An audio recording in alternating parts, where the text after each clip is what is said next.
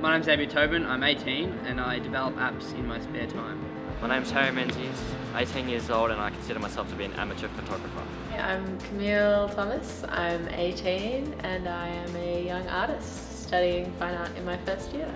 I've always been interested in technology, just from primary school and as a kid, because it was always interesting, it was always cool opening apart a computer and looking at it and trying to build it and fix it. In high school I started to actually do stuff at home and downloaded a few programs, Android Studio and a few others, and started making stuff. I really got into photography when I bought my first camera from one of my teachers. Started taking it to events, parties mainly, and I just took a liking to it.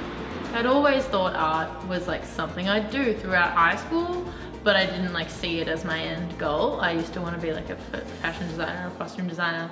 And then like 2 years ago, I had this realization that it's what I wanted to do, and so I like knuckled down on that and just started like making art.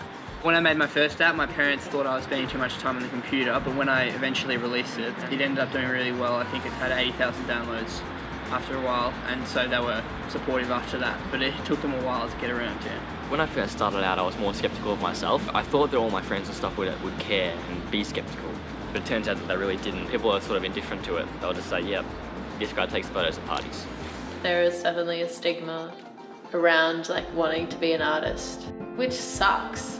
I do think it's difficult to become an artist. It is incredibly competitive here, and the Melbourne art bubble is this very like tight-knit thing that is very hard to break into. And if you're just like sitting in your studio making work every day but not showing it to anyone and not talking about it to anyone, it's going to be really hard to break in. The best advice would be to just, if you have an idea or you have a project or you have a thought or a hobby, is to just Google it and find out, because everything is online and everything you can find, whether it's in film, TV, programming, whatever, there's always an answer.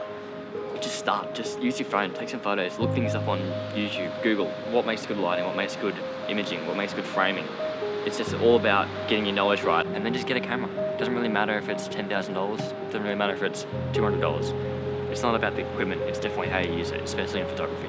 Work hard and make what you love, because if you're making what you love, in the end people are gonna feel that, and you're gonna be making much better work, as opposed to if you were just making something because you thought other people would like what you were making. Just give it a shot. If it doesn't work out, you've got time, especially if you're young. I don't see myself as like a business.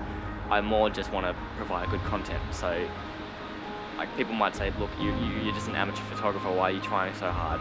But I just believe that the better work you do, the more work you get. I mean, fame is the ultimate goal for me. It sounds so vain. But if that doesn't happen, at least just be happy with who you are and what you're making.